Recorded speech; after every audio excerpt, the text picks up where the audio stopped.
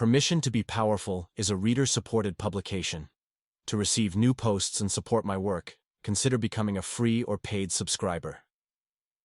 Dear Permission to be Powerful reader, Sean Diddy Combs's federal sex trafficking trial continued today with an electrifying showdown between Cassie Ventura and defense attorney Marc Agnifilo. What began as a gut-wrenching testimony expanded into a full-blown courtroom war over truth, trauma, and power. Cassie returned to the stand with a quiet steeliness, visibly pregnant but composed. Her words this morning were among the most devastating yet. She described a private jet ride from Europe during which Combs played explicit footage of past freak-offs on his laptop, threatening to release them to destroy her if she ever left him. I felt trapped at 40,000 feet, she said, terrified, like I didn't exist anymore. Cassie confirmed that Combs filmed many of the drug-fueled sex parties for his own viewing pleasure. Sometimes he watched live via FaceTime. Other times, he reviewed the tapes later. For him, for after, she said.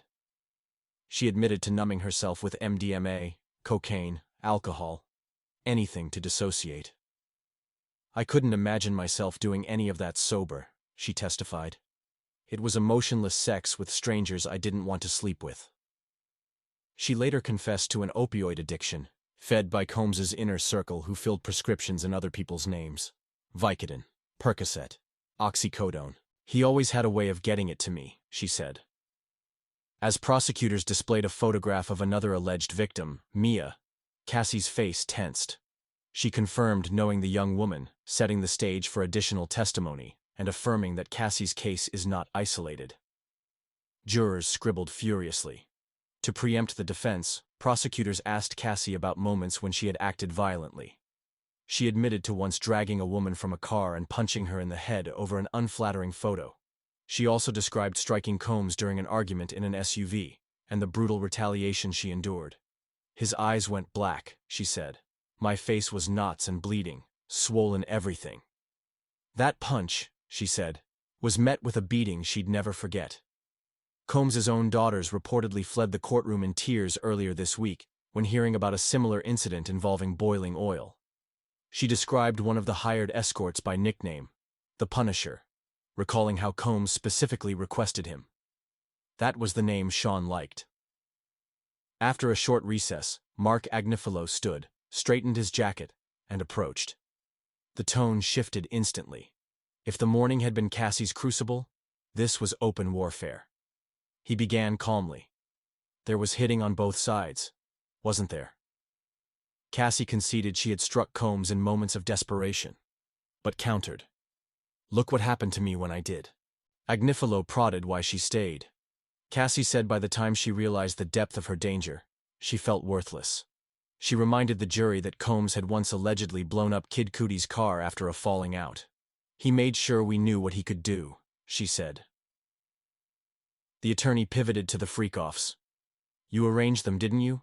You hired the escorts? He asked. Cassie answered with fury barely restrained. I did it because Sean told me to. He brought up the infamous 2016 hotel video. Didn't you provoke him by flirting with the escort? Agnifilo asked. No, Cassie said. I was apologizing because I was terrified. One juror visibly leaned forward, another wiped a tear. He shifted to her 2023 lawsuit. You were paid to settle, weren't you? Cassie nodded but added, that payoff didn't buy my silence.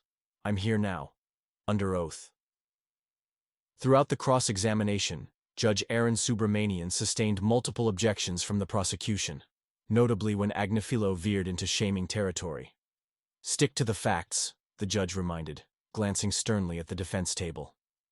Despite hours of interrogation, Cassie never wavered on her core truth, that she was abused, manipulated, and forced into acts she never consented to. I was high. I was afraid. I didn't feel like a person anymore, she said. The room remained hushed. The gravity of her testimony pressed down like a physical weight. Cassie stepped down, shoulders slumped but eyes blazing with resolve. She didn't look at Combs as she exited. Her husband took her arm and they left together. Combs, flanked by his team, stood slowly. He said little. He didn't have to. The room had heard enough. Tomorrow the prosecution calls Mia. Asked in redirect why she chose to testify now, Cassie didn't hesitate. Because if I don't, no one will ever stop him. And I want my daughter to grow up in a world where no man can do what he did to me and get away with it.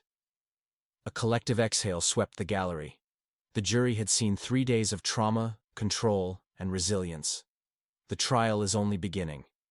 Until next time, Anton Permission to be Powerful is a reader-supported publication. To receive new posts and support my work, consider becoming a free or paid subscriber.